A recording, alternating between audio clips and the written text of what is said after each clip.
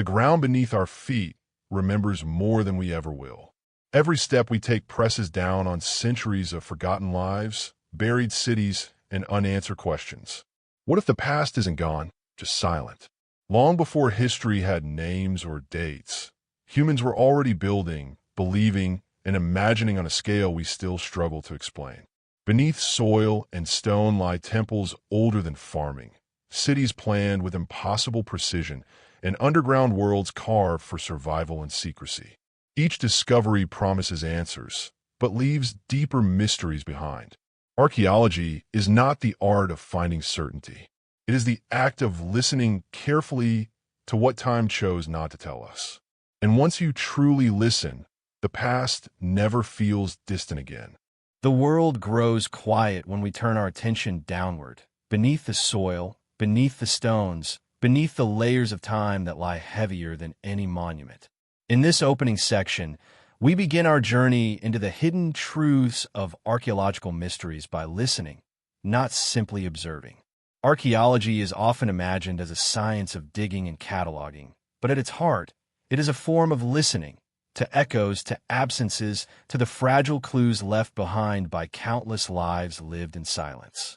When we kneel in front of an excavation trench, brush in hand, we are not just touching dirt. We are reaching across chasms of centuries, hoping for a whisper from those who once walked the earth before us. The ground holds memories more faithfully than people do.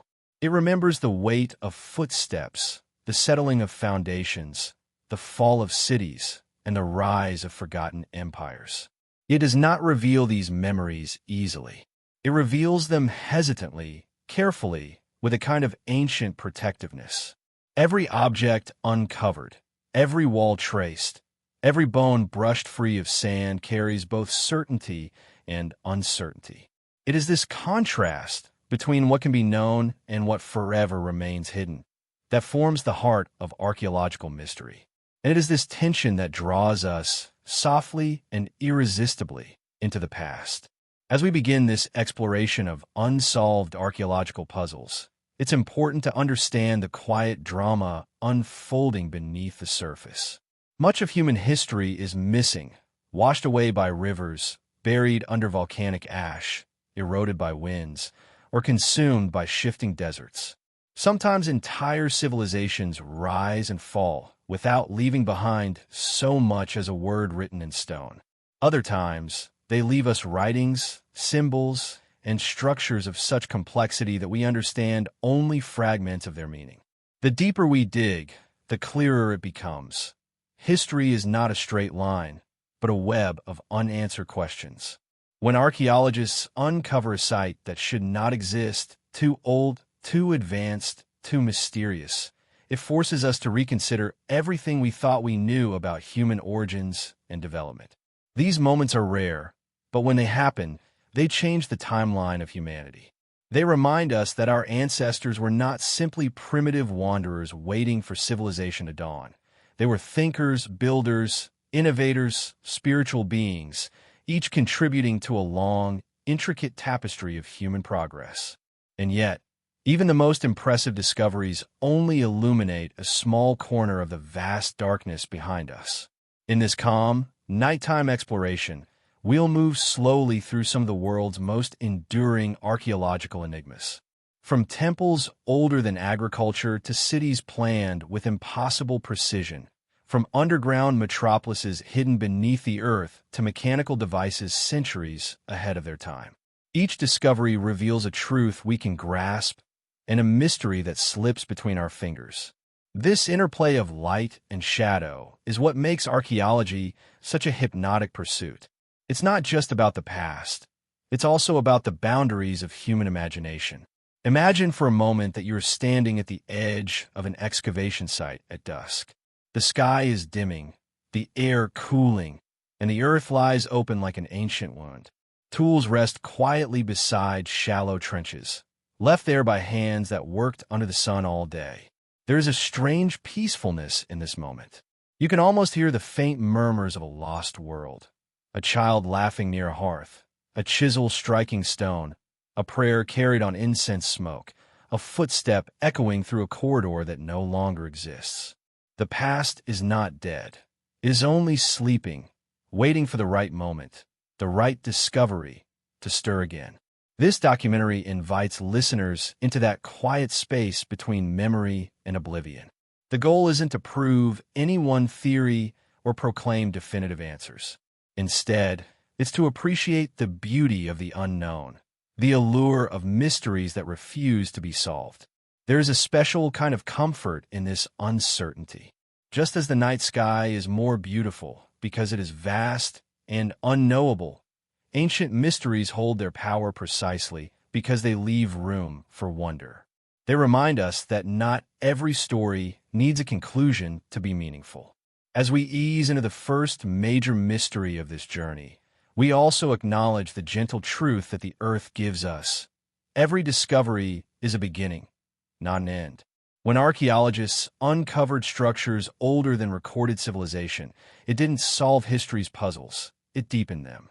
When ancient cities vanished without explanation, it did not close the chapter, it opened countless new ones. When underground labyrinths were revealed, it did not clarify human fears or ambitions, it complicated them. And when enigmatic devices were pulled from shipwrecks, it did not settle debates, it sparked new questions. This opening section is meant to mirror the act of brushing away the first thin layer of soil from a long-buried artifact. It is slow, gentle, unhurried. It sets the tone for a journey that values atmosphere as much as information, contemplation as much as explanation. In the quiet of evening or the stillness of early dawn, listeners are invited to wander through the corridors of history, guided not by rigid timelines, but by curiosity, intuition, and imagination. As we transition toward the first mystery of the documentary, the astonishing sanctuary of Göbekli Tepe, we do so with the understanding that the ground beneath us is filled with contradictions. Here lie things that should not exist, stories that defy the chronological order we've so carefully built, and truths that challenge the very framework of civilization's origins. It is time to descend into a place where history is older than expected, where darkness holds meaning, and where the past whispers secrets that have not yet fully surfaced. The earth is ready to speak, and we are ready to listen. High on a gentle hill in southeastern Turkey lies a place that humbles every timeline we thought we understood. Göbekli Tepe, quiet, circular, carved from pale limestone, stands as one of archaeology's most astonishing contradictions. When it was first uncovered, researchers expected something simple, perhaps a Neolithic settlement or a farming village. Instead, they found monumental pillars, immense stone enclosures, and detailed carvings of animals, symbols, and shapes that echoed with deliberate intention. And then came the shock that reshaped human history. Göbekli Tepe is over 11,000 years old, older than pottery, older than agriculture, older than cities, older even than the wheel. It is a sanctuary that should not exist, built by people we assumed were too primitive to create anything so elaborate. The mystery begins with the builders. At the time Göbekli Tepe was constructed, humanity was still living in small, mobile groups. These early hunter-gatherers did not build permanent settlements, nor did they develop complex architecture. Yet here, on this dusty hill, they had carved pillars up to 20 feet tall and weighing many tons. The stones were shaped with astonishing precision, forming T-shaped megalithic pillars arranged in circular patterns.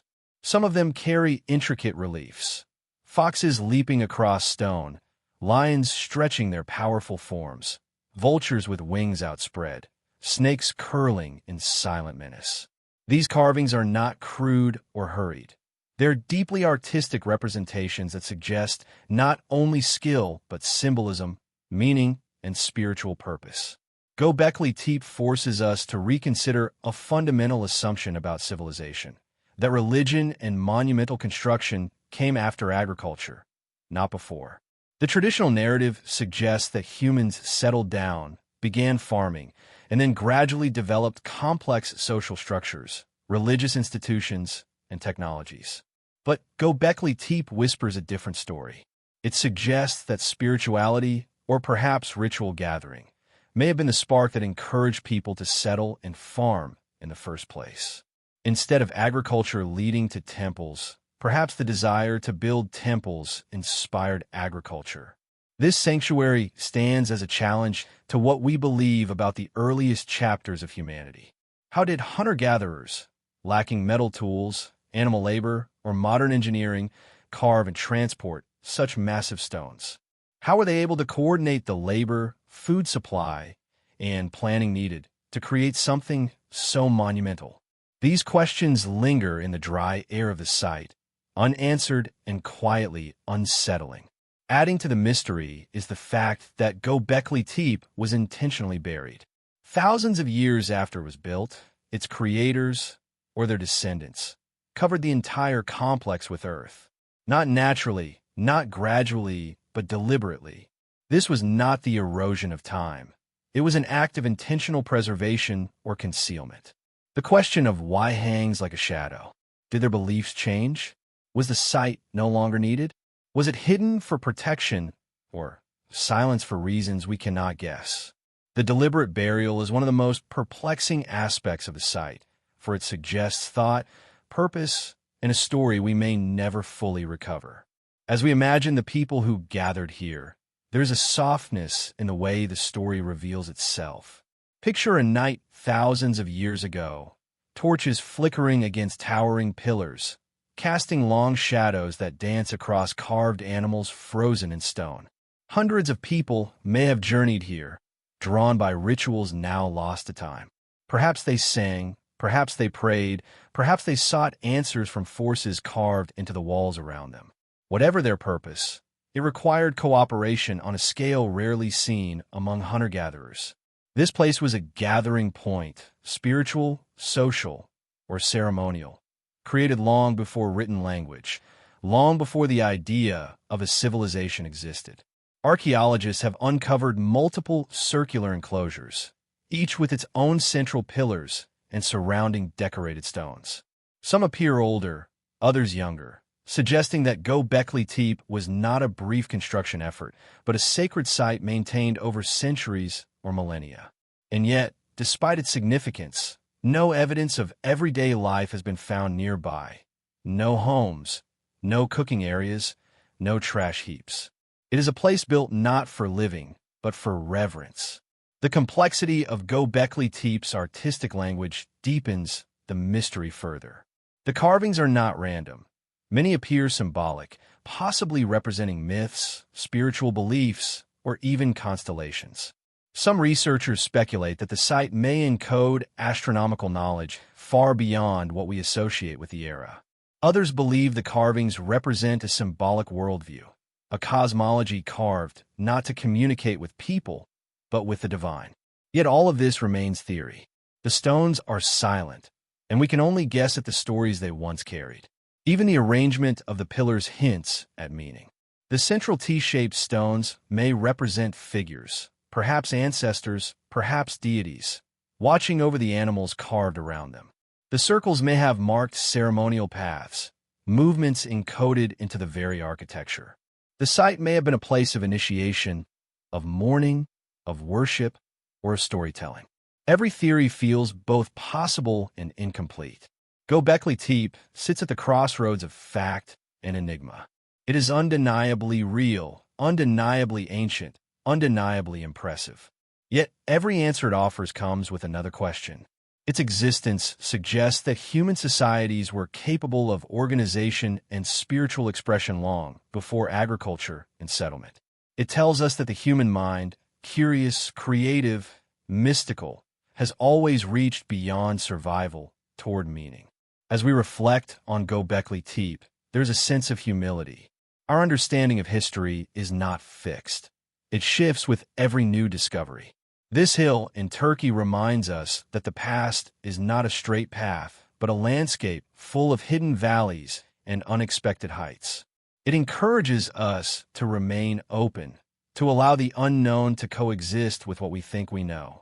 And as we gently step away from Göbekli Tepe, carrying its unanswered questions with us, we transition toward another mystery, one not buried for protection, but swallowed by time itself. From a sanctuary older than civilization, our path now leads to the silent streets of a vanished city, where an entire world once thrived and then disappeared without explanation. The past is seldom as orderly as we imagine it. We like to believe history is a neat sequence. One event follows another. Civilizations rise, flourish, and decline in clear chapters. Yet when sites like Göbekli Tepe are uncovered, this comforting narrative is challenged. The hilltop sanctuary, with its monumental stones and intricate carvings, does not fit neatly into our established timeline of human progress. Instead, it jostles our assumptions, reminding us that history is not a straight line, but a tangled web, filled with surprises and gaps that resist easy explanation. In this space, where the known meets the unknown, we begin to understand that archaeology is less about certainty and more about listening to the subtle murmurs of time. History, like a river, can shift its course, leaving behind the sediment of forgotten events and civilizations that vanished without notice. Entire societies may rise and collapse, leaving behind only faint traces, hints, and shadows. Some of these traces are monumental, like Göbekli Tepe. Others are quieter, almost imperceptible, waiting for centuries before being rediscovered. When we uncover such remnants, we are often forced to rearrange what we thought we understood, to make room for the unexpected. The process is slow and deliberate, much like unearthing a delicate artifact, where every brushstroke reveals both insight and mystery. In these moments, we realize that the narrative of humanity is more flexible than we imagined, capable of accommodating astonishing achievements and profound mysteries alike. As we transition from one ancient enigma to another, it becomes clear that the mysteries of the past are interconnected, even when separated by time, distance, or culture. Göbekli Tepe reveals that hunter-gatherers could construct monumental religious structures long before agriculture existed. Mohenjo-daro, which we will encounter next, demonstrates that urban sophistication and social organization existed in a distant valley thousands of years later, only to vanish almost completely. Both sites challenge assumptions about progress, forcing us to confront the possibility that human ingenuity has always existed in bursts, sometimes isolated, sometimes widespread, but never entirely linear. The contrast between what is known and what remains hidden creates a tension that is both disorienting and mesmerizing. It is in these gaps, these absences, that curiosity thrives. The past does not always speak in clear, linear sentences. Often it communicates in fragments: a carved pillar, a buried wall, a discarded tool. Each fragment is a message, but one that must be interpreted carefully, patiently, and with humility. We learn to read between the lines of history, to listen to what is missing as much as what is present. Archaeology teaches us that silence itself can be meaningful. A site abandoned without explanation, a city erased from memory, or an artifact out of place can tell stories just as compelling as written records. Consider the effect of discovering a site that contradicts everything we thought we knew. When researchers first unearthed Göbekli Tepe, they did not merely find stones. They found a paradigm shift. It demanded that historians, archaeologists, and anthropologists question the foundations of their understanding. The implications were profound. Early humans were capable of social organization, artistic expression, and spiritual thought far earlier than textbooks had claimed. The past, it seems, has a way of rearranging itself in our minds, demanding that we adjust our frameworks, our assumptions, and sometimes even our sense of identity. History is, in many ways, a conversation across time, a dialogue between the present and the remnants of the past. Yet, unlike a spoken conversation, this dialogue is fragmented and often incomplete. We hear echoes and whispers, glimpses of long-vanished lives, but the full meaning is elusive. Sites like Göbekli Tepe remind us that even the most careful excavation cannot fully reconstruct the intentions, thoughts, or emotions of those who came before us. The earth preserves, but it does not explain.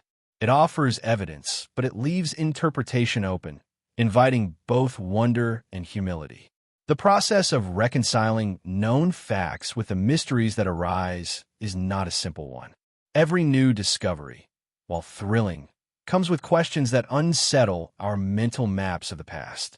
The more we learn, the more gaps appear. This is not a failure of understanding, but rather a testament to the depth and complexity of human history. Civilization, in its earliest forms, is full of anomalies, surprises, and contradictions. By acknowledging these, we open ourselves to a richer, more nuanced understanding of our ancestors, one that embraces ambiguity rather than fearing it.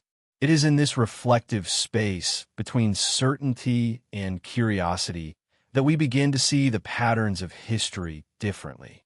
Some civilizations leave behind clarity, neatly organized cities, written records, architectural continuity. Others leave behind only fragments and puzzles, monuments of silence that tease as much as they inform. By tracing these contrasts, we gain insight into the fragility of human memory and the resilience of human ambition. We see that what survives is often accidental, shaped by environment, time, and chance, and that much of what was created, cities, structures, tools, may be lost forever. As we stand on this threshold, preparing to journey from the monumental sanctuary of Göbekli Tepe to the vanished streets of Mohenjo-Daro, we are reminded that the past is not fixed. Archaeology is not a simple retrieval of facts. It is a process of interpretation, imagination, and patient inquiry. The unknown is as much a part of history as the known, and it is precisely this interplay that draws us forward.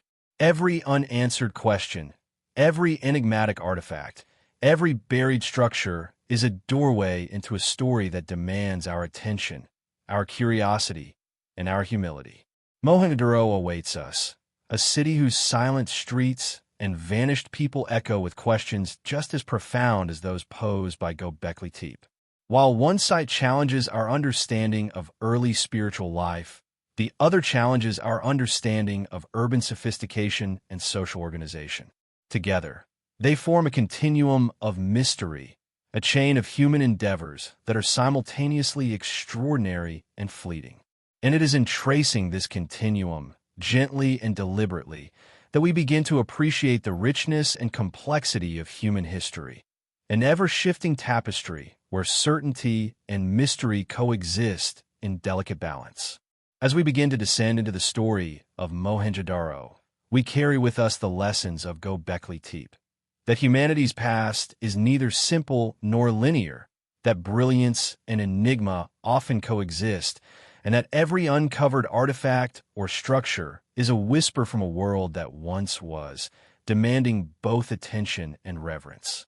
In this quiet reflection, we prepare to walk through the empty streets of a city long vanished, listening to the echoes of lives and civilizations that continue to speak softly from the shadows of history. On the vast plains of the Indus Valley, where the waters of the mighty Indus River once nourished fertile soil, lies a city that has long fascinated archaeologists and historians alike. Mohenjo-Daro, which translates to Mound of the Dead, is one of the most remarkable urban centers of the ancient world. Built around 2500 BCE, it flourished during a period when civilizations in Mesopotamia and Egypt were also reaching impressive heights. Yet, Mohenjo-Daro stands apart, not just for its scale and sophistication, but for the profound mystery surrounding its sudden and almost complete disappearance. Unlike other cities that faded gradually or were overtaken by conquest, Mohenjo-Daro seems to have vanished with astonishing finality, leaving behind empty streets, abandoned homes, and structures that speak of a life once vibrant and meticulously organized. Walking through the ruins, one is struck by the precision of the city's layout. Streets are laid out in a near-perfect grid, intersecting at right angles, with residential blocks carefully aligned.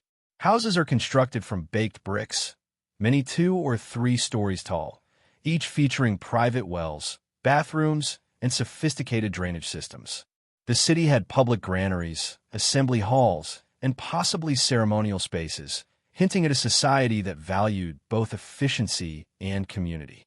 What is particularly astonishing is that this level of urban planning and infrastructure existed in a civilization about which we know almost nothing.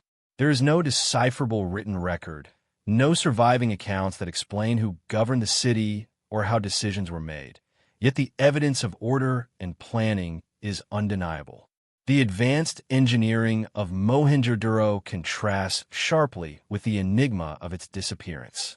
Around 1900 BCE, the city was abandoned, and the reasons remain debated. Scholars have suggested a range of possibilities. Catastrophic flooding from shifting river courses, climate change that turned fertile land into desert, epidemics, or socio-political collapse.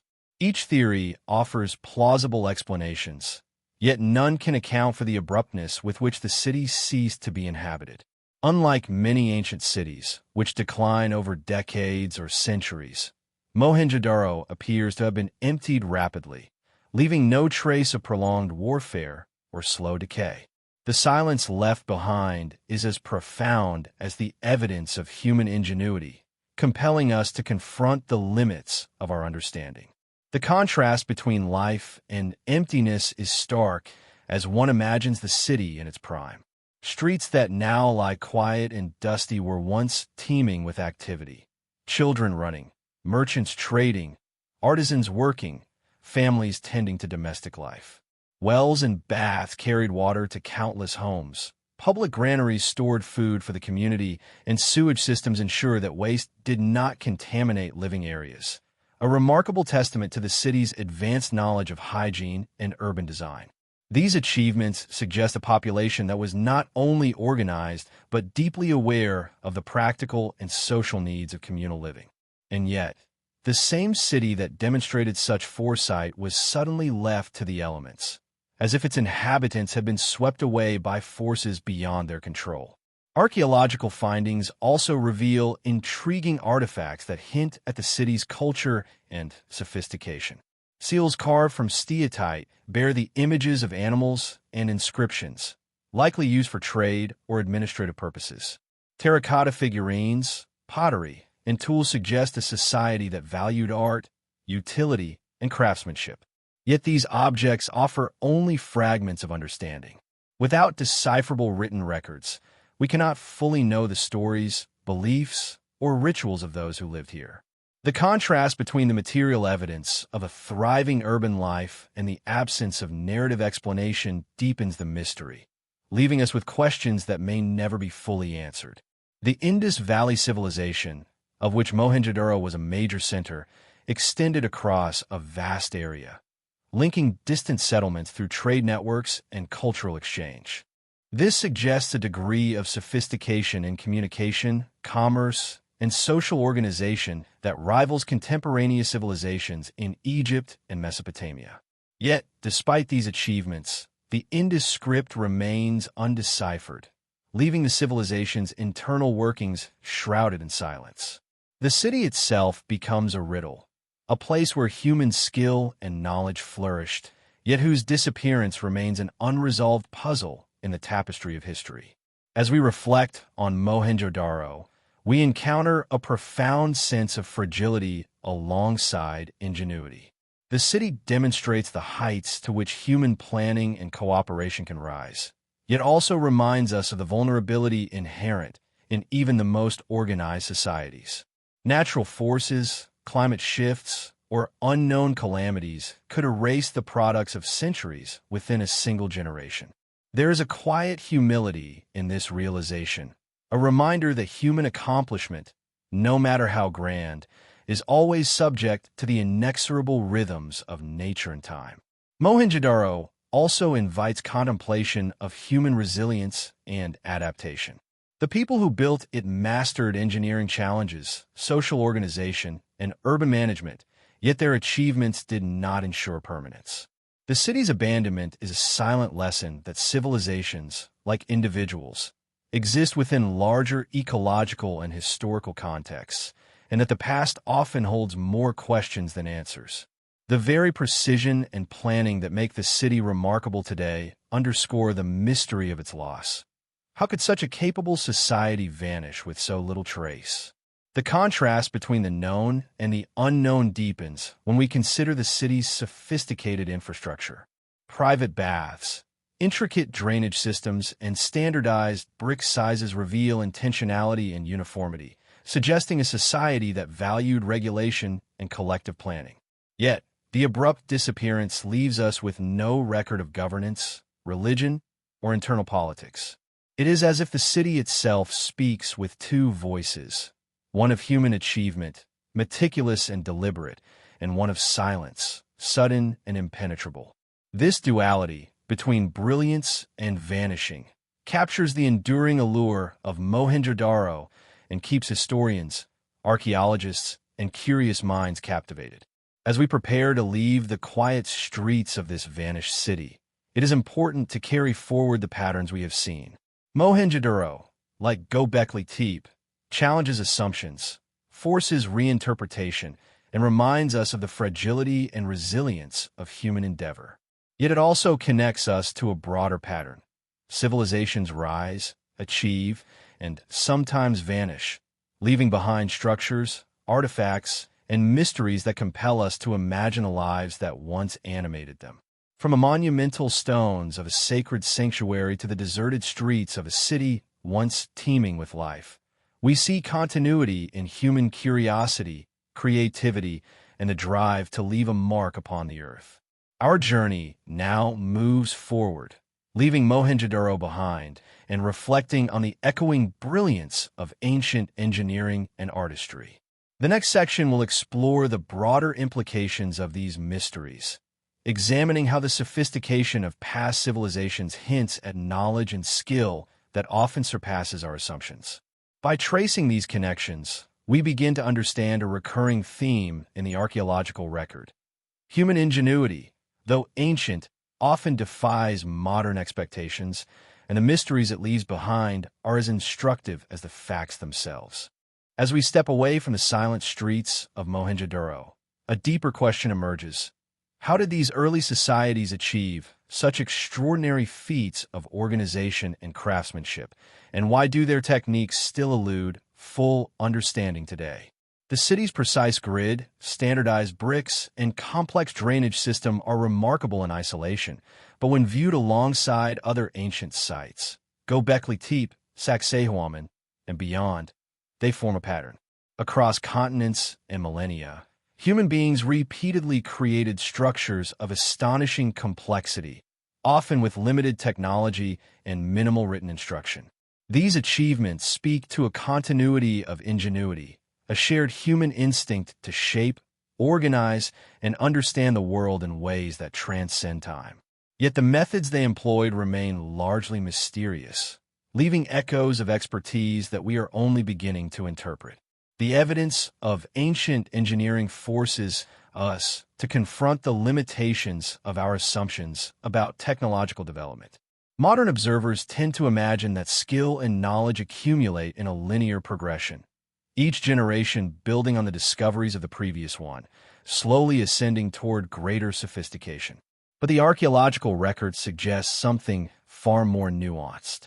Some civilizations display advanced construction techniques, artistic precision, and architectural mastery long before others. Göbekli Tepe, built by hunter-gatherers, predates Mohenjo-daro, a highly organized urban center, by thousands of years. Both exhibit engineering and planning capabilities that challenge the notion that complexity must follow settlement, agriculture, or written records. There is a subtle rhythm to human achievement that is uneven, unpredictable, and occasionally astonishing. Consider the stones of Sacsayhuaman in the Andes, with their massive blocks fitting together so precisely that not even a knife blade can slide between them. These walls echo the organizational brilliance seen in Mohenjo-daro's urban planning. Both examples reveal a meticulous attention to detail, careful coordination, and an intimate understanding of materials. And yet, in neither case do we fully understand the methods used or the processes that enabled such mastery. Were they guided by empirical trial and error over generations? By lost knowledge passed orally? Or by techniques now lost to history? These questions remain unresolved, deepening the fascination that draws us into the shadows of ancient achievement. The bridge between ancient ingenuity and mystery becomes even more compelling when we reflect on the human drive behind these accomplishments. Engineering, architecture, and urban planning are not merely practical. They are expressions of intent, ambition, and creativity. Whether constructing a city to withstand floods, a sanctuary to honor the divine, or a fortress to assert power, early humans were consciously shaping their environment to serve physical, social, and symbolic purposes. In every stone, brick, or carved pillar, there is evidence of deliberate thought and planning. And yet, much of the reasoning, the knowledge, and the labor that went into these projects remain invisible to us, leaving us with the paradox of understanding form, but not fully grasping the mind that created it. The recurring pattern of sophisticated ancient engineering also prompts reflection on cultural transmission. How did knowledge travel, evolve, and sometimes vanish? Sites separated by thousands of miles. Mohenjo-daro in South Asia, Sacsayhuaman in South America, and stone circles in Europe show comparable mastery of materials, organization, and geometry.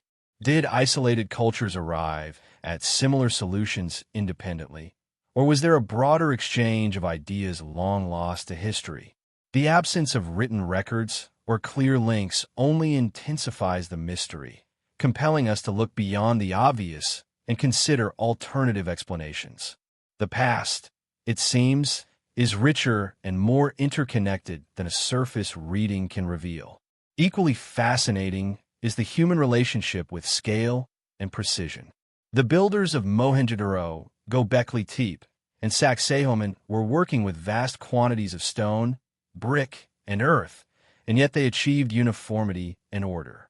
Massive stones were transported, measured, and fitted with painstaking accuracy. Streets, walls, and enclosures were aligned with intent, suggesting both a practical understanding of spatial planning and a symbolic or ritual dimension to design. In each case, there is evidence of collaboration, coordination, and leadership, complex social organization expressed through the manipulation of physical space.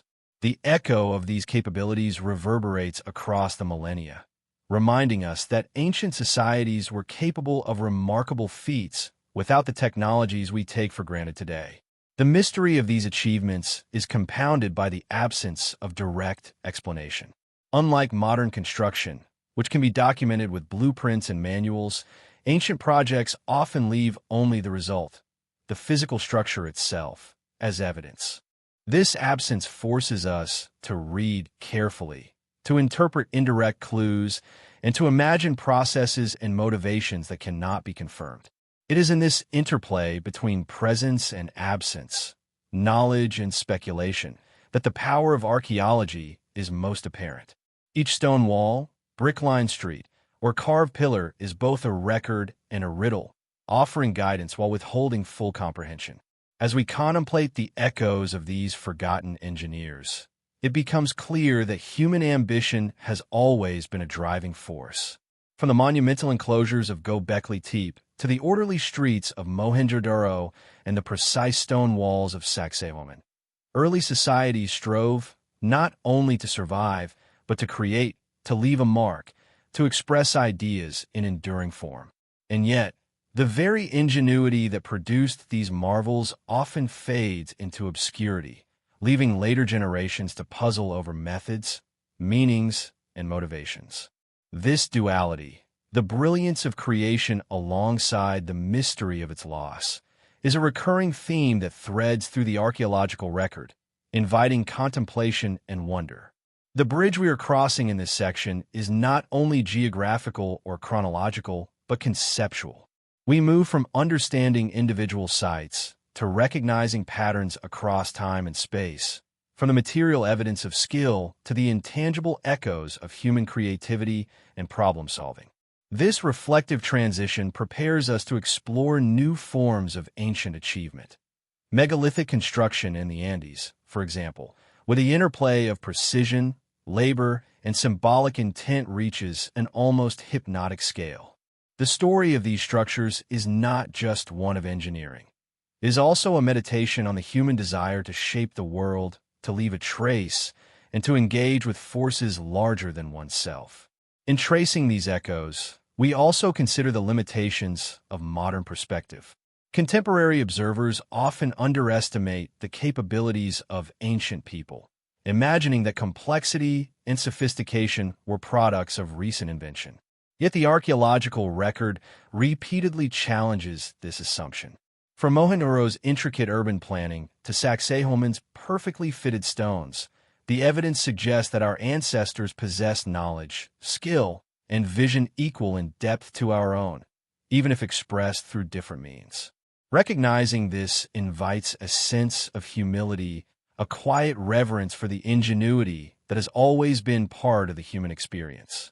As we move forward, the journey takes us from reflection on human engineering and coordination to specific examples of megalithic construction in the Andes. These sites, characterized by immense stones and meticulous craftsmanship, offer a tangible continuation of the themes we have explored: mastery over materials, collective effort, and the mystery of lost techniques. By observing these structures, we follow the echoes of forgotten engineers across continents and centuries, tracing the enduring human impulse to build, to organize, and to leave a lasting imprint upon the world. This bridge prepares us, both mentally and emotionally, for the awe and intrigue of the next deep dive, where stones themselves seem to defy explanation and invite meditation on the skill and imagination of their creators. High in the Andes Mountains of Peru, near the city of Cusco, lies a fortress that challenges everything we think we know about ancient construction, Sacsayhuaman. This site is a labyrinth of massive stones, each weighing dozens of tons, fitted together with extraordinary precision. Some of the largest stones stretch over 20 feet in length, and yet the gaps between them are so narrow that not even a knife blade can slip through. Unlike modern masonry, there is no mortar, no cement, no adhesive, just sheer craftsmanship and an intimate understanding of stone. It is a construction that seems to defy human capability, a puzzle that has inspired awe, speculation, and persistent mystery for centuries. The contrast between the monumental scale of Sacsayhuaman and the precision of its assembly is immediately striking. We can marvel at the size of the stones, but it is their placement that evokes wonder and curiosity. Each block appears perfectly shaped to its neighbor, with curves and angles that interlock as if designed by an unseen hand. Even today, with cranes, lasers, and advanced machinery, reproducing such an arrangement would be daunting. The builders achieved this using methods that remain largely speculative, and yet the enduring stability of the structure speaks to their ingenuity. This duality, massive scale combined with meticulous precision, is at the heart of the mystery. Unlike the urban planning of Mohenjo-daro or the ritual enclosures of Göbekli Tepe, Sacsayhuaman is both military and ceremonial in purpose. Its walls and terraces suggest defensive utility, designed to protect Cusco, the capital of the Inca Empire, from invasion. Yet the site's layout also hints at ritual significance. Some scholars suggest that the zigzagging walls replicate the teeth of a puma, a sacred animal in Incan cosmology, while terraces and plazas may have been used for public gatherings, ceremonies, or astronomical observations. The fusion of practicality and symbolism reflects the complexity of Incan culture, where engineering and spirituality were intertwined. Every stone seems to carry not just weight, but meaning, reinforcing the idea that ancient structures were as much messages as they were physical constructions. One of the most puzzling aspects of Sacsayhuaman is how these massive stones were transported and positioned. Quarries lie kilometers away, yet the stones were cut, shaped, and moved across uneven terrain without modern machinery. Theories range from wooden sledges and ramps to the use of ropes, levers, and sheer human labor. Some suggest that trial-and-error experimentation over generations could explain the precision, while others propose lost techniques, perhaps sacred knowledge, passed through specialized craftsmen. No matter the method, the achievement is extraordinary.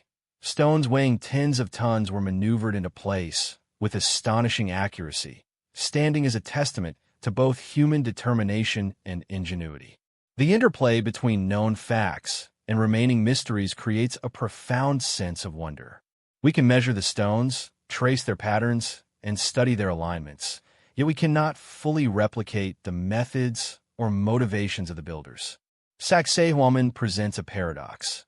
It is tangible, solid, and enduring, yet it conceals knowledge and techniques that may never be fully understood. This tension between what we can see and what remains hidden resonates with other archaeological enigmas. It is the same curiosity that draws us to Göbekli Tepe and Mohenjo-daro, a combination of admiration for human achievement and fascination with the unknowable. The site also offers insight into the broader capabilities of the Inca Empire. The organization required to quarry, transport, and fit these massive stones implies sophisticated planning, social coordination, and leadership.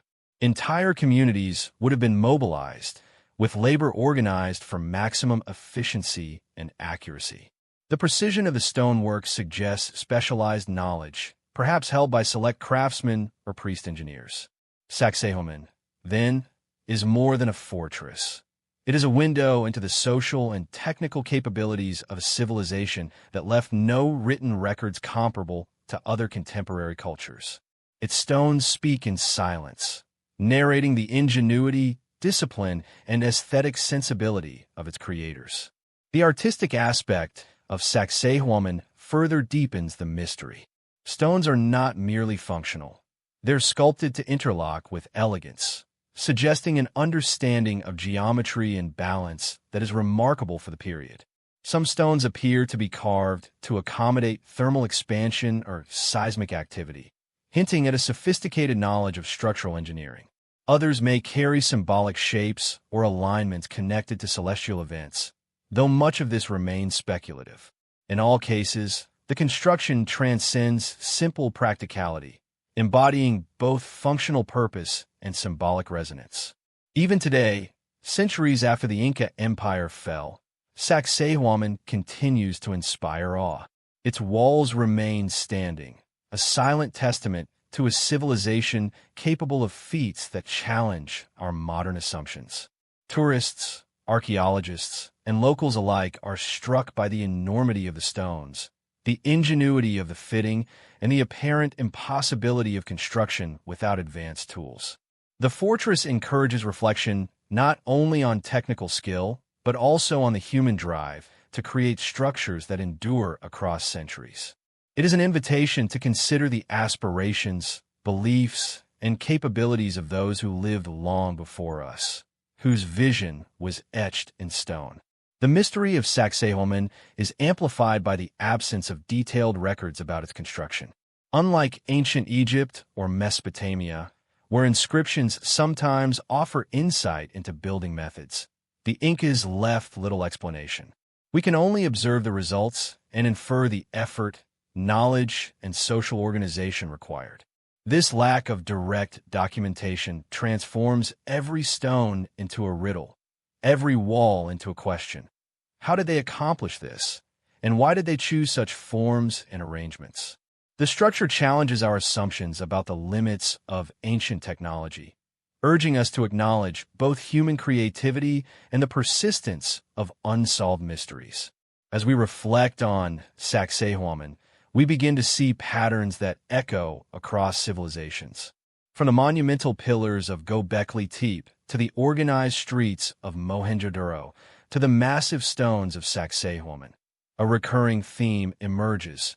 Humans have always been capable of extraordinary ingenuity, often leaving behind legacies that blend utility, beauty, and mystery. Each site invites both admiration and contemplation, revealing not only what ancient people could accomplish, but also what remains beyond our comprehension. The interplay of fact and unknown, practical achievement and symbolic meaning, continues to inspire curiosity and wonder. From here, our journey will descend from the high Andean terraces to subterranean realms, exploring spaces carved deep into the earth that mirror, in a different form, the precision, ingenuity, and enduring mystery we have seen at Sacsayhuaman. The themes of human skill, coordination, and the intersection of the known and unknown carry forward, connecting the monumental above-ground constructions of the Andes to the hidden, shadowed chambers below ground, where another form of human ingenuity awaits discovery. As we step away from the sunlit terraces of Sacsayhuaman, a new dimension of human ingenuity comes into view, one hidden beneath the surface, concealed in darkness, and often forgotten by those who walk above. Throughout history, civilizations have not only built upward and outward, but they have also dug downward, carving vast networks of tunnels, chambers, and subterranean cities beneath the earth. These hidden spaces reveal a different kind of mastery, one of spatial awareness, engineering, and adaptability, where survival, secrecy, and spirituality intertwine. Unlike monumental structures above ground, which announce their presence to the world, underground constructions are silent, secretive, and intimate, accessible only to those who know their pathways. It is in this contrast, visible versus hidden, light versus shadow, that we begin to appreciate the full spectrum of human creativity. The act of digging beneath the earth requires a different set of skills and intentions than erecting towering stones or organizing cities. Where above-ground architecture often serves to impress, display, or communicate, subterranean constructions are more practical, protective, or sacred. They speak to human responses to environmental challenges, threats, and the desire for concealment. In regions prone to invasion, natural disasters, or harsh climates, people learn to shape the earth itself into a shielded living space. Underground cities were crafted with ventilation, water management, and structural stability in mind, sometimes extending for dozens of levels and capable of housing thousands of inhabitants. These constructions illustrate not only technical knowledge, but also foresight, cooperation, and a profound understanding of natural forces. Subterranean architecture also embodies a symbolic dimension, reflecting humanity's fascination with the unknown, the hidden, and the sacred. Many underground spaces are associated with rituals, burials, or spiritual practices. Descending into tunnels and chambers often mirrors a journey into the unconscious, into the mysteries of life, death, and the forces that govern existence. In this way, subterranean spaces serve both practical and metaphorical purposes. They protect the living while honoring the dead, conceal supplies while expressing belief, and shield communities while creating intimate environments for collective gathering. The earth becomes a canvas for human intention, and darkness is not merely absence of light, but a medium through which meaning is expressed. As we prepare to explore one of the most extraordinary examples of subterranean ingenuity, Derinkuyu in Turkey, it is important to recognize the continuity between above-ground and underground marvels. The planning, coordination, and skill evident in Sacsayhuaman and Mohenjo-daro find echoes below the surface, albeit in a different form. Whereas massive stones above ground testify to an understanding of weight, balance, and precision, underground cities reveal mastery over air, light, and vertical space. Both forms of construction demand communal effort, resource management, and an intimate knowledge of materials. Both challenge modern assumptions about the capabilities of ancient peoples, and both leave behind questions that remain tantalizingly unresolved. One of the most remarkable aspects of subterranean cities is their scale and complexity. In Derinkuyu, for example, archaeologists have uncovered a labyrinth of tunnels and rooms stretching over 60 meters deep, capable of sheltering tens of thousands of people. Ventilation shafts, wells, staircases, and interconnected chambers suggest careful planning and an understanding of long-term habitation needs. The inhabitants anticipated not only everyday life underground, but also crises such as sieges or natural disasters. This foresight demonstrates a sophisticated grasp of engineering principles, resource management, and human behavior. A reminder that ancient societies were capable of ingenuity on par with, and sometimes surpassing, our expectations. The contrast between above-ground grandeur and subterranean subtlety becomes even more striking when considering accessibility and visibility. Monumental sites like Sacsayhuaman are meant to be seen, to impress, to project power and spirituality. Subterranean cities, by contrast, are intentionally concealed, protecting those within while remaining invisible to outsiders. This duality reflects the breadth of human ambition. One side seeks recognition, the other seeks security. One celebrates skill through visibility, the other through silence. Both reveal intellect, coordination, and cultural sophistication, yet in profoundly different ways. Understanding this contrast allows us to appreciate the diverse strategies humans have developed to survive, organize, and express themselves across environments and epochs. Subterranean constructions also speak to human adaptability. Living underground requires innovative solutions to challenges such as ventilation, water access, lighting, and structural integrity. These are not minor considerations. Failure in any one could make the space uninhabitable. The existence of multi-level cities with carefully planned air shafts, wells, and drainage systems suggests not only technical skill, but also systematic problem-solving and long-term vision. These spaces were designed to endure, often remaining intact for centuries, waiting for rediscovery by modern archaeologists. They remind us that human ingenuity has always been responsive to circumstance, and that survival often drives innovation in ways that extend beyond mere necessity. The act of descending into subterranean spaces is also a journey into human psychology and culture. Darkened tunnels evoke feelings of secrecy, mystery, and anticipation. They invite exploration, reflection, and a sense of immersion in a world apart from the sunlit surface. In many ways, these spaces mirror the human mind, layered, complex, and containing hidden chambers of thought and memory. Just as the physical structure protects its inhabitants, the mystery surrounding its construction protects the narrative of human capability, leaving future generations to puzzle over techniques, intentions, and purpose. This interplay of knowledge and uncertainty, visibility and concealment, continues to captivate those who study these sites today. Our journey into the subterranean world bridges both technical marvel and philosophical reflection. The echoes of coordination, planning, and skill heard in Mohenjo-daro and Sacsayhuaman are now expressed in the quiet corridors of hidden cities, where light is minimal but ingenuity is maximal. The patterns we observe above ground, precision, labor, communal organization, and symbolic intent, resonate underground, albeit transformed by environment and purpose.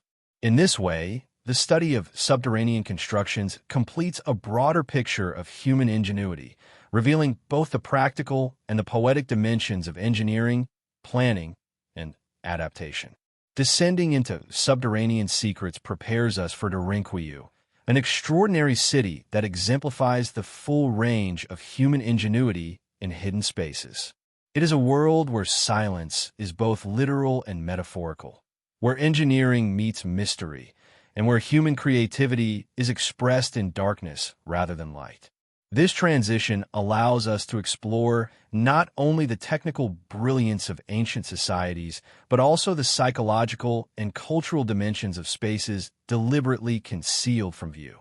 In contemplating these hidden realms, we come to understand that human skill, ambition, and imagination are not limited to the visible, but extend into the shadows, waiting to be discovered, understood, and marveled at. Deep beneath the surface of the Turkish Cappadocia region lies one of the most extraordinary feats of underground engineering ever discovered, the city of Derinkuyu. Unlike any other ancient site, this subterranean city extends as far as 60 meters below ground, with multiple levels, intricate passageways, and chambers that once housed tens of thousands of people. What makes Derinkuyu truly remarkable, however, is not merely its size or complexity, but the mystery surrounding its purpose and the methods used to construct it. In this labyrinthine world beneath the earth, we encounter both the brilliance of human ingenuity and the tantalizing unknowns that surround its creation. Derinkuyu was not a temporary hideout or emergency shelter. It was a fully functional city, designed to support a thriving community for extended periods of time.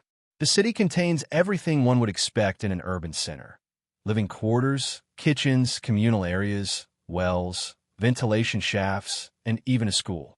There are sophisticated water systems, carefully planned escape routes, and defense mechanisms, such as large stone doors that could be rolled into place to seal off entire levels. These features suggest a remarkable level of planning, a deep understanding of engineering, and an acute awareness of the needs of a large, organized population. The fact that this entire city was carved into volcanic rock using primitive tools, with no modern machinery, is a testament to the resilience and creativity of the ancient builders. However, the true mystery of Derinkuyu lies not just in its functionality, but in its purpose. While the common theory is that it was used as a refuge during times of war or invasion, some scholars speculate that its construction may have served a more profound, perhaps even spiritual purpose. Was it purely a practical response to external threats? Or was it an expression of something deeper, perhaps a desire to connect with the earth itself, or to create a space where the boundaries between the living and the dead could be traversed more easily? The question remains unanswered, with each theory adding a layer of complexity to the understanding of this underground world. The sheer scale of Derinkuyu is almost unfathomable. Its underground chambers are interconnected by narrow, winding passageways, many of which are so tight that only one person can pass through at a time. Some of the tunnels are so small that they could only be navigated by crawling on hands and knees. These corridors are not simply labyrinths of stone. They're a carefully orchestrated network designed for both living and defense. They connect the various levels of the city, leading to communal spaces, storage rooms, and even areas for livestock. The design suggests a culture that understood not just how to carve into rock, but how to organize space in a way that was both practical and adaptable to different needs. What stands out about Derinkuyu is its ability to support an entire population for an extended period. The city was equipped with food storage rooms and grain silos, and it contained wells that could supply fresh water to its inhabitants. The most remarkable aspect of the city's design, however, is its ventilation system. A series of vertical shafts running through the various levels provided fresh air to even the deepest chambers. These shafts were not only functional, but cleverly designed, demonstrating an understanding of airflow and ventilation that rivals modern engineering.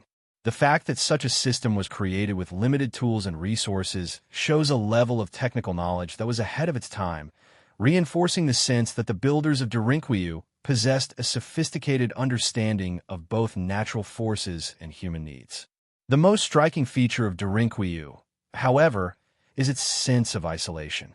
This was not a space designed to integrate with the world above. Rather, it was built to remain hidden, a refuge for a society that, for reasons still not fully understood, needed to protect itself from the outside world. The city's narrow corridors, tight passageways, and stone doors that could be sealed in times of danger all point to a deliberate effort to create a self-contained, secretive world beneath the earth.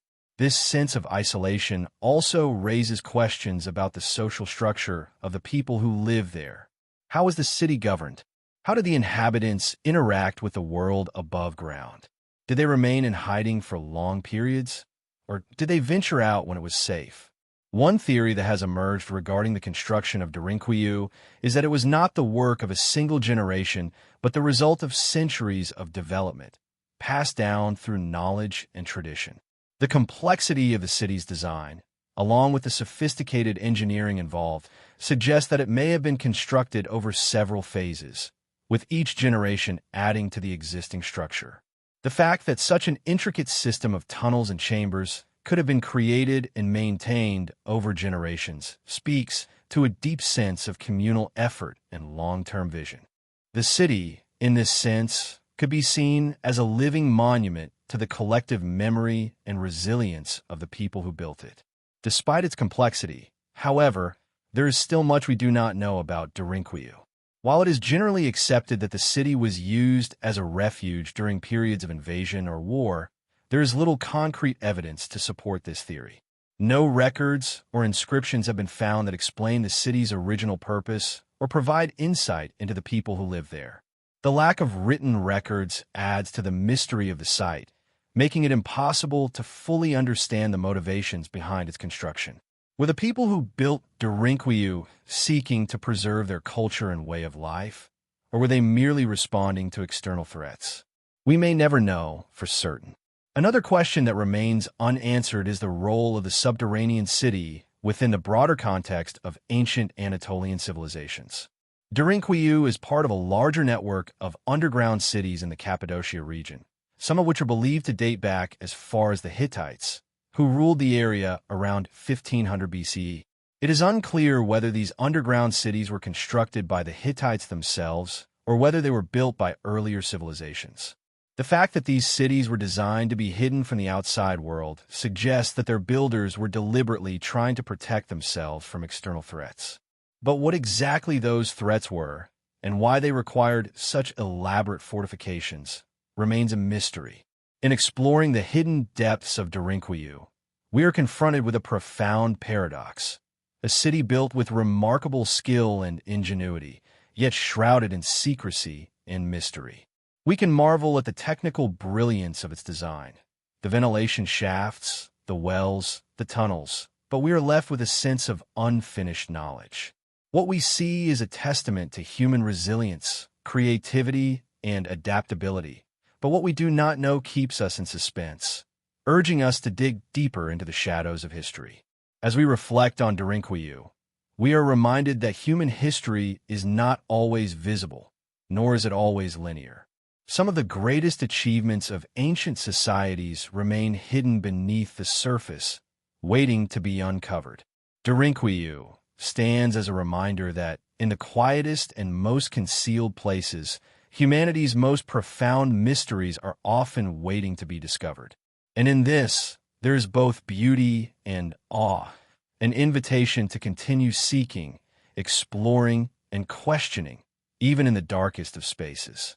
As we leave the singularity of Derinkuyu behind, a broader tapestry begins to emerge in the Cappadocia region of central Turkey, one that links not just isolated subterranean cities, but an entire network of hidden spaces buried deep within the earth. The region is home to some of the most fascinating and enigmatic underground cities ever discovered, stretching beneath the rocky hills and fairy chimneys of Cappadocia. These subterranean labyrinths, including cities like Kaymakli and Ozkenak, hint at a scale of human ingenuity and secrecy that goes far beyond simple refuge.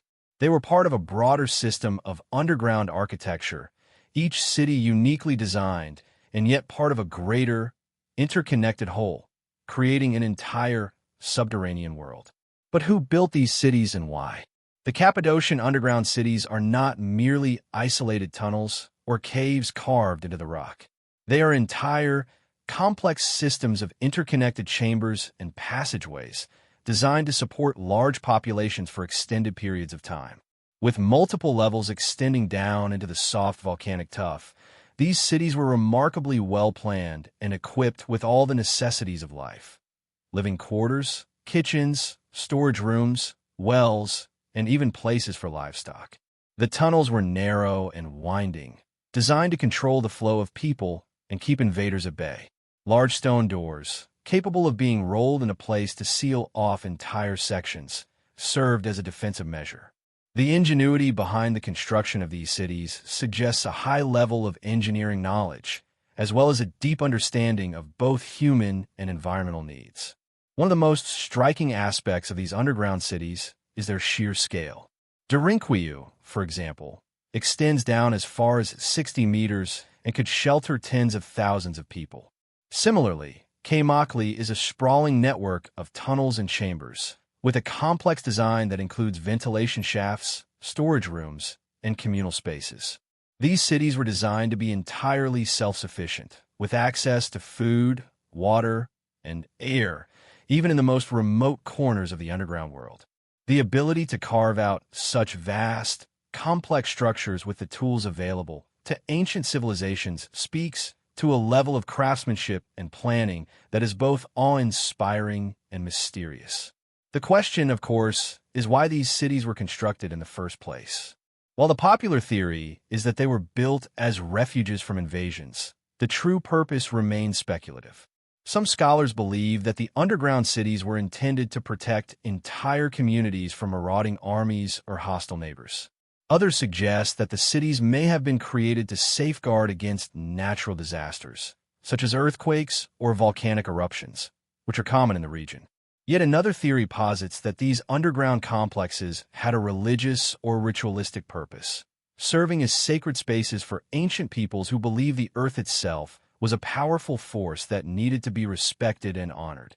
The mystery deepens when we consider the fact that these cities were often carved out over generations, with each level added by different cultures, which may have contributed to a blend of purposes and meanings over time. The architectural sophistication of the Cappadocian underground cities further adds to the mystery. Every part of these underground spaces was designed to serve a specific function. The ventilation systems, which include vertical shafts and horizontal channels, ensured a steady supply of fresh air to the lower levels, even those far below the surface. The wells provided fresh water, which was critical for survival in such an isolated environment. The narrow passageways and stone doors were designed not only for defense, but also for controlling movement within the city. In the event of an invasion, the residents could seal off entire sections of the city, trapping invaders inside while the rest of the population remained hidden and safe. The design of the underground cities reveals a deep understanding of both the practicalities of life underground and the need for safety and security in times of crisis. Despite the incredible level of planning and design, much of the history of the Cappadocian underground cities remains shrouded in mystery. The lack of written records or clear documentation makes it difficult to determine the true purpose of these cities or the cultures that built them. While some scholars believe the cities were constructed by the Phrygians, an ancient civilization that occupied the region, others point to the Hittites, the Urartians, or even early Christians as the builders of these underground cities. Some historians even speculate that the caves and tunnels may have been used by early Christians to escape Roman persecution, offering a safe haven where they could practice their faith in secret. The lack of concrete evidence leaves room for numerous theories, but one thing is certain. The builders of these underground cities possessed an extraordinary level of technical skill, knowledge, and vision. These subterranean spaces were not hastily dug out of necessity, but were instead meticulously planned and constructed over time. They were engineered to withstand not only external threats, but also the natural forces of the earth itself.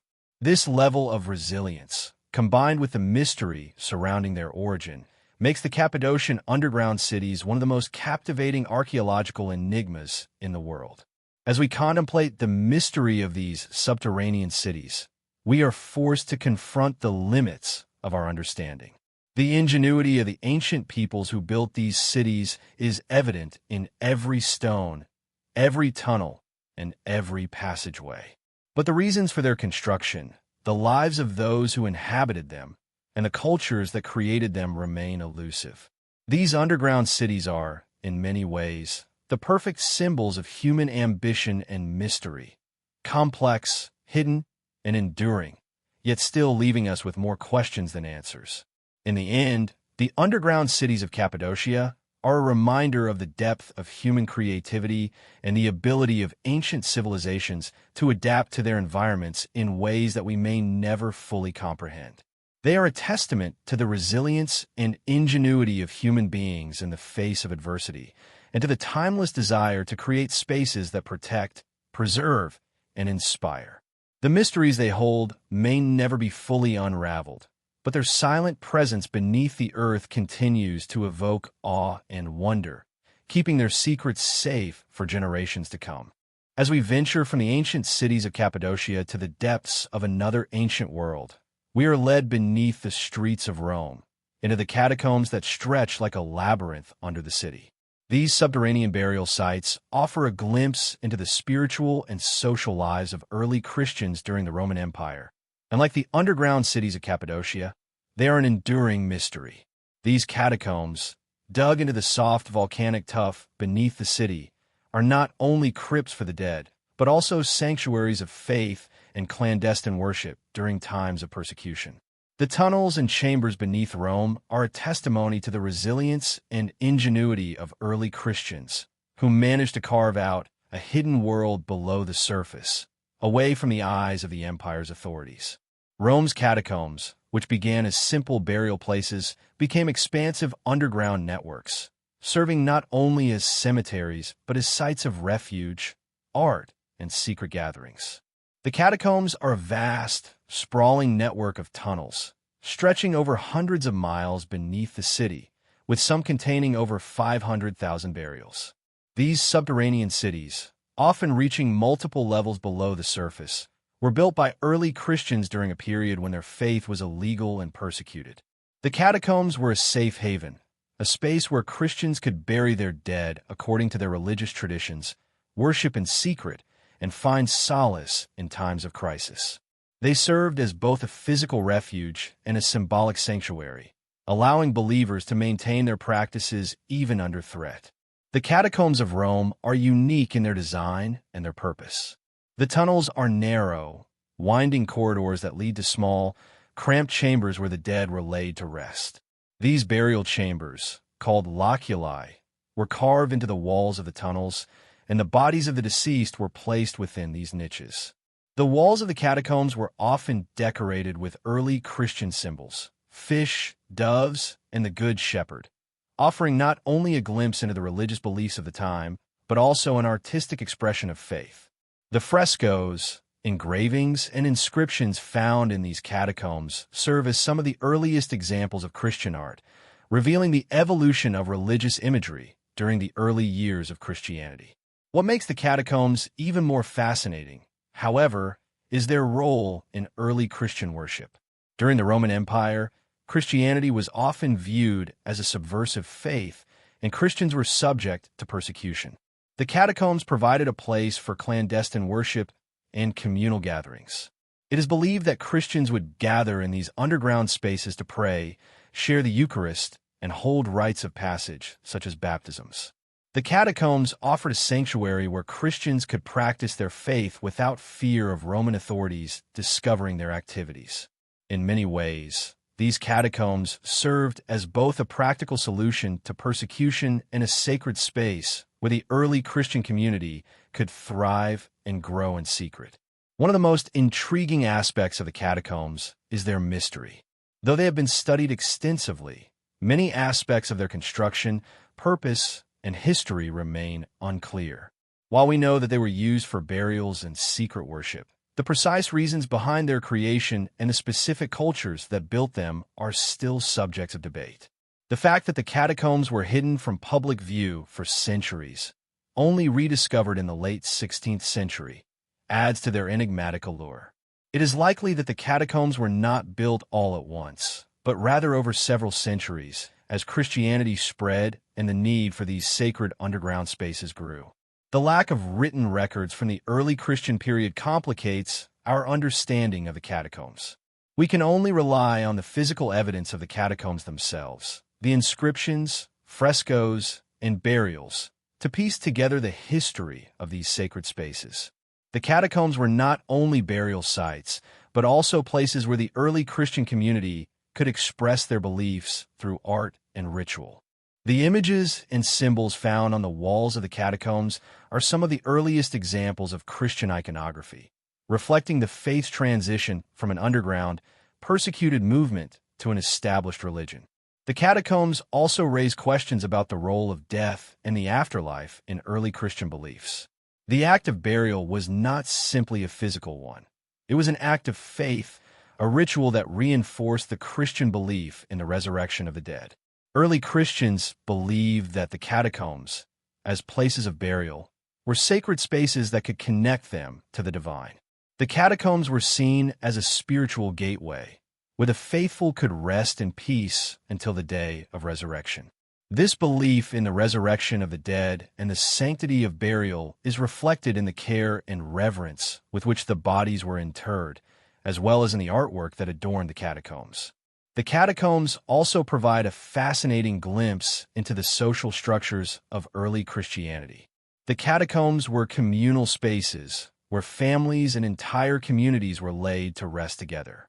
Some of the larger catacombs contain multiple chambers, each dedicated to different families or groups. These communal burial sites suggest a close-knit, organized community that supported one another in life and in death. The catacombs were not just places for the dead, but for the living as well. They were spaces where early Christians could come together to celebrate their faith, to mourn their dead, and to keep the memory of their loved ones alive. The mystery of the catacombs deepens when we consider their connection to early Christian martyrs. Many of the catacombs are associated with the burial sites of saints and martyrs, figures who were martyred for their faith by the Roman authorities. The catacombs were not only a place for the faithful to be buried, but also a way for the early Christians to honor their martyrs. These martyrs, who had given their lives for their beliefs, were seen as heroes of the faith, and their graves became places of pilgrimage for early Christians. The catacombs, in this sense, served as a kind of sacred map, guiding the faithful to the resting places of those who had sacrificed their lives for Christianity. The enduring mystery of the catacombs is also reflected in the way they have been rediscovered and reinterpreted over time. For centuries, the catacombs were forgotten, their entrances hidden beneath the city. It wasn't until the late 1500s that they were rediscovered by chance, and even then, much of their true significance was lost on those who first explored them. Over time, however, scholars, archaeologists, and religious historians have uncovered the rich history of these subterranean spaces, shedding light on their importance in early Christian life and belief. As we reflect on the catacombs beneath Rome, we are reminded of the power of secrecy and the resilience of faith. These hidden spaces served not only as sanctuaries for the dead, but as sacred places for the living, where early Christians could practice their beliefs, honor their martyrs, and preserve their community's identity. The catacombs are a testament to the enduring strength of faith in the face of adversity, and they continue to captivate us with their mystery and their ability to speak across time, offering a glimpse into the lives of those who lived in the shadows of empire. The myth of Atlantis has captivated humanity for over 2 millennia, evoking images of a powerful, technologically advanced civilization that vanished without a trace. First mentioned by the ancient Greek philosopher Plato around 360 BCE, Atlantis has been described as a vast island nation, rich in resources and culture, located beyond the Pillars of Hercules, the Strait of Gibraltar. According to Plato's dialogues Timaeus and Critias, Atlantis was a mighty empire that flourished around 9,000 years before his time. Yet, despite its supposed grandeur, Atlantis is said to have disappeared into the sea in a single day and night of catastrophic earthquakes and floods. To this day, scholars, adventurers, and mythologists continue to search for clues, trying to unravel the mystery of Atlantis and its ultimate fate. The core of the Atlantis myth has been the subject of endless debate. Plato's detailed account has been both interpreted as an allegory for his philosophical ideas and as a historical record of a real civilization. Some scholars suggest that Plato's story was meant to illustrate the hubris of powerful societies that overreach and fall from grace, while others argue that he was recounting a true historical event that was later distorted by time and legend. The fact that Plato's descriptions were so vivid has led to a wide array of theories, each proposing a different location for Atlantis and a different understanding of its disappearance. From the Aegean Sea to the Caribbean, from the Antarctic to the waters of the Azores, many have suggested possible locations for this fabled land. Yet, despite centuries of speculation and research, no definitive evidence has ever been found to confirm the existence of Atlantis. One of the most intriguing aspects of the Atlantis story is the advanced technology and knowledge attributed to its inhabitants. According to Plato, the Atlanteans were masters of architecture, engineering, and navigation. The city of Atlantis itself was described as a marvel of urban planning, with concentric rings of land and water surrounding the central temple dedicated to Poseidon, the god of the sea. The Atlanteans were said to have access to incredible resources, including vast mineral wealth and advanced metallurgy, allowing them to create weapons, tools, and structures far beyond what was known to other civilizations of the time. Their ships were capable of sailing vast distances, and their armies were formidable, making them a dominant force in the ancient world. Yet, despite their greatness, the Atlanteans' pride and greed led them to wage war on the Mediterranean world, only to be defeated and eventually destroyed by the wrath of the gods. This tale of divine retribution adds another layer of intrigue to the Atlantis mystery. The idea of a civilization being wiped out by natural disasters, especially in such a sudden and cataclysmic manner, has fascinated generations of people. Earthquakes, floods, and volcanic eruptions are natural forces that have always been part of humanity's collective memory, and the sudden disappearance of a great civilization serves as a poignant reminder of the fragility of human achievements. Plato's account may have been a reflection of real events, such as the eruption of the Thera volcano, modern-day Santorini, around 1600 BCE, which caused widespread destruction and may have inspired stories of a lost civilization. Some scholars even suggest that the story of Atlantis may have been a collective memory of ancient catastrophes, preserved and mythologized over the centuries. The search for Atlantis has sparked numerous expeditions and archaeological investigations over the centuries, yet none have been able to definitively pinpoint its location. One of the most widely discussed theories places Atlantis in the Aegean Sea, near the island of Santorini, which was the site of one of the most catastrophic volcanic eruptions in ancient history. The eruption of Thera, which likely caused the collapse of the Minoan civilization on Crete, shares many similarities with Plato's description of the destruction of Atlantis. The island of Santorini, with its ring-like structure and dramatic geological features, could easily be linked to the concentric rings described by Plato. Some researchers believe that the catastrophic eruption, along with subsequent tsunamis and earthquakes, could have led to the destruction of an advanced civilization on the island, thus providing a plausible origin for the Atlantis myth. Other theories place Atlantis in the waters of the Caribbean, particularly around the Bahamas and Cuba. These theories have been fueled by the discovery of submerged structures in the area, such as the Bimini Road, a series of underwater rock formations that some believe to be the remnants of a lost city. Proponents of this theory argue that ancient civilizations could have traveled across the Atlantic long before Columbus, suggesting that the knowledge of such a civilization could have been passed down through generations. However, many experts dismiss these theories, citing the lack of concrete evidence and the natural explanations for the submerged formations. Another popular theory proposes that Atlantis was located in Antarctica. This theory gained traction due to the unusual features found in satellite images of the continent, such as what appear to be man-made structures beneath the ice. Some claim that the melting of the ice could reveal remnants of an ancient civilization that once thrived on the continent. However, this theory remains speculative at best, as there is no evidence of a habitable environment in Antarctica during the time period described by Plato. The idea that an advanced civilization could have existed there and then been lost to history remains one of the more far-fetched interpretations of the Atlantis myth. Despite the wide variety of theories, the fact remains that no conclusive evidence of Atlantis has ever been found. The search for Atlantis has become a modern-day treasure hunt, fueled by a mix of historical curiosity, fascination with the unknown, and the hope of discovering a hidden world that could rewrite history. For centuries, the quest to find Atlantis has led explorers, archaeologists, and mythologists to distant corners of the globe, each new theory adding to the layers of speculation and intrigue surrounding the lost city. The mystery of Atlantis endures not because of any definitive answers, but because it taps into something deep within the human psyche, a fascination with lost civilizations, and the idea that there are still mysteries waiting to be uncovered beneath the surface of the earth. Atlantis represents not just a historical puzzle, but a cultural one. It is a symbol of human aspiration and hubris, of the rise and fall of civilizations, and of the eternal quest to understand our place in the world.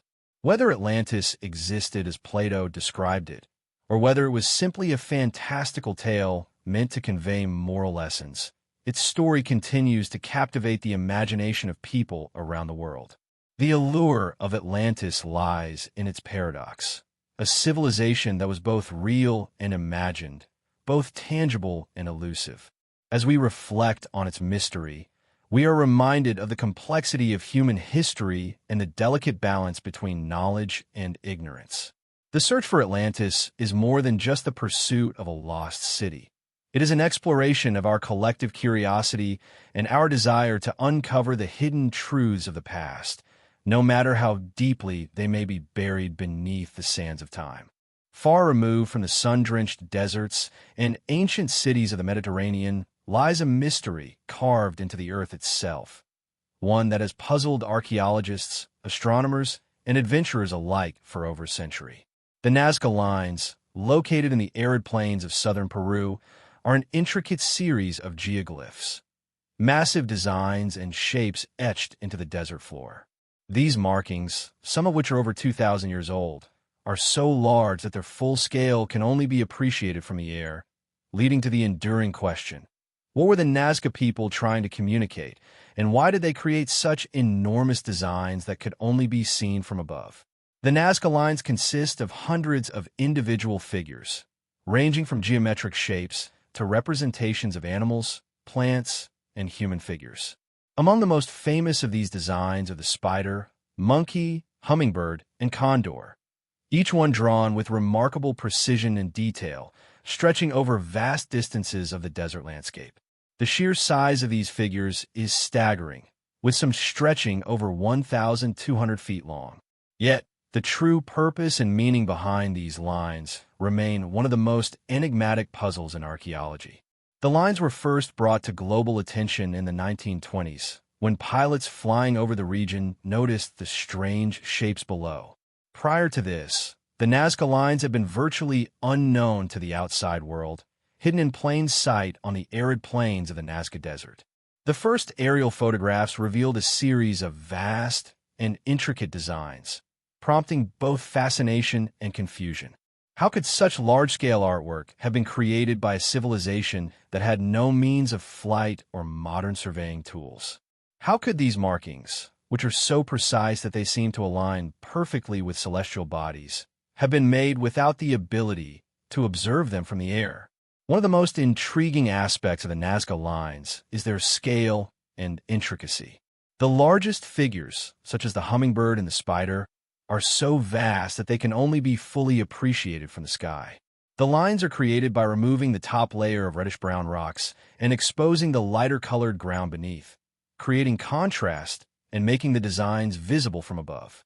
The precision required to create such massive figures, especially in a desert environment with no modern technology, suggests a level of planning, organization, and knowledge that was far ahead of its time.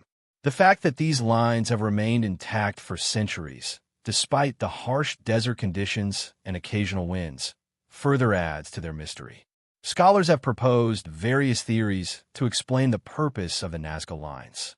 Some believe they were created as part of religious or ceremonial rituals, possibly linked to the Nazca people's reverence for celestial bodies. The lines seem to be aligned with the movements of the sun, moon, and stars, leading some researchers to suggest that they were used as an astronomical calendar, marking important dates in the Nazca people's agricultural and religious cycles. Others have proposed that the lines may have had ritualistic significance, serving as offerings to the gods or as pathways for pilgrims who walk the lines in devotion. Some even speculate that the designs could have been a form of astronomical observatory, allowing the Nazca people to track the movement of celestial bodies for agricultural purposes, such as determining when to plant crops or when to hold sacred ceremonies. In addition to their possible religious or astronomical significance, there are also theories suggesting that the lines may have served as a form of communication or a representation of a Nazca people's worldview. The intricate designs could have been a way for the Nazca to encode messages or ideas, perhaps to communicate with deities or to represent their relationship with the cosmos. Some anthropologists argue that the lines may reflect the Nazca people's beliefs in the interconnectedness of all things, linking the earth, the sky, and the divine in a single, harmonious system. The figures and shapes could be seen as symbols that reflect the Nazca's understanding of their place in the universe, a physical manifestation of their cultural and spiritual values. While many scholars believe the Nazca lines were created by the Nazca culture between 500 BCE and 500 CE, the mystery of who constructed them and why remains elusive. There is still no consensus on the exact methods used to create the lines, nor on the reasons behind their creation. The scale and precision of the designs suggest that the Nazca people had a deep understanding of geometry and engineering, but the tools they used remain a subject of debate. It is believed that the lines were created by removing the topsoil to reveal the lighter-colored earth beneath, but the logistics of creating such vast, intricate patterns without modern equipment is still a point of fascination. Another key element of the mystery is the question of why the lines were made at all. Theories abound, but no single explanation has gained widespread acceptance. Some researchers believe that the lines were intended to be seen from the ground, with pilgrims walking along the paths as part of a ritual. Others argue that the figures were meant to be viewed from the sky, which raises the question of how the Nazca people, with no means of flight, could have had the foresight to create designs that would only be fully visible from above. This has led to speculation about ancient knowledge and potential lost technologies, with some suggesting that the Nazca may have had knowledge of aerial perspectives long before modern aviation. The mystery of the Nazca lines has inspired countless theories and legends. Some even suggest that extraterrestrial beings may have played a role in their creation, given the line's precise alignment with celestial bodies and the idea that only beings with aerial capabilities could have designed such expansive figures. While these more fantastical theories are not supported by mainstream archaeology, they speak to the allure and mystery of the Nazca lines and to humanity's fascination with the possibility of ancient wisdom or extraterrestrial influence. Over the decades, the Nazca lines have become a focal point for both scientific inquiry and public imagination. Despite extensive research and the application of modern technology, including satellite imagery and ground-penetrating radar, much about the lines remains unknown. New discoveries continue to be made, such as the identification of previously unrecognized lines and figures, adding layers of complexity to an already enigmatic puzzle. The preservation of the Nazca lines remains a significant concern. The desert environment has helped protect the geoglyphs from erosion, but increasing human activity, including agriculture and tourism, poses a threat to their survival.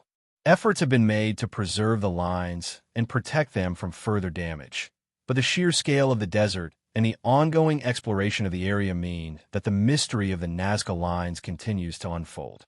The Nazca lines endure as a symbol of human creativity, mystery, and the enduring desire to leave a mark on the earth. Their purpose may never be fully understood, but their presence remains a testament to the ingenuity and spiritual depth of the Nazca people. As we continue to search for answers, the lines remain a silent yet powerful reminder of the mysteries that lie beneath the surface of our world, waiting, perhaps, to be discovered once again on a small, remote island in the Pacific Ocean. Over 2,000 miles from the nearest continent, stand one of the most striking and mysterious monuments of ancient civilization, the Moai statues of Easter Island. These colossal stone figures, some weighing as much as 80 tons and standing over 30 feet tall, are scattered across the island's landscape, facing inland as silent sentinels to a civilization long gone. The mystery of the Moai statues has fascinated explorers, archaeologists, and anthropologists for centuries, and their purpose, construction, and the culture that created them remain subjects of intense debate. Who were the creators of these monumental statues, and why did they carve and transport such massive figures across an isolated island? What happened to the society that built them, and how did they manage to achieve feats of engineering that seemed far beyond their capabilities? Easter Island, known as Rapa Nui to its indigenous inhabitants, is a place shrouded in mystery. The island is one of the most remote inhabited places on Earth, with only a small community living there today. Yet, despite its isolation, it once was home to a thriving culture capable of creating some of the most impressive stone sculptures ever known to humanity. The Moai statues, carved from volcanic tuff, a type of soft volcanic rock, are the island's most famous feature. The figures are often depicted with exaggerated facial features, large heads, long ears, and prominent noses, possibly meant to represent deified ancestors or leaders. It is thought that each moai was designed to embody the spirit of a revered person, serving as a vessel for their mana or spiritual power. The number of moai statues on the island is staggering, with nearly 900 of these statues spread across the island's ceremonial platforms, known as ahu. These ahu platforms are believed to have served as burial sites for the individuals the statues represent. The moai themselves, with their imposing presence, were meant to honor the deceased and carry the spiritual power of the ancestors, safeguarding the well-being of the community. The moai statues were built to face inward, towards the villages, where their spiritual influence would be most potent. This was believed to protect the people, ensuring good harvests, protection from enemies, and prosperity. One of the most remarkable aspects of the moai statues is the sheer scale of their construction and transportation. The moai were carved from the soft volcanic tuff found in the Reno Ruraku quarry, located on the slopes of an extinct volcano on the island. The carving process was complex, requiring skilled laborers to work with primitive tools to shape the statues from the rock. Once the moai were completed, they were then transported across the island to their designated ahu platforms. The transportation of these massive statues, some of which weigh up to 80 tons, has long been a mystery. How did the people of Easter Island move these enormous figures with no wheel-based technology or modern machinery? Various theories have been proposed, ranging from the use of wooden sledges and ropes to ingenious methods involving the rocking of the statues back and forth. The most accepted theory, however, is that the statues were walked into place with teams of people guiding the moai by pulling them upright and gently rocking them forward along a set path. While the moai are awe-inspiring for their size and intricacy, the societal implications of their creation are equally puzzling. The construction of the statues likely required a large, well-organized workforce, along with access to abundant resources.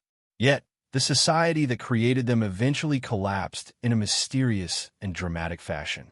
Evidence suggests that, over time, the island's ecosystem was heavily altered. Deforestation, driven in part by the need for wood to transport the statues and build the ahu platforms, led to soil erosion and a decline in agricultural productivity.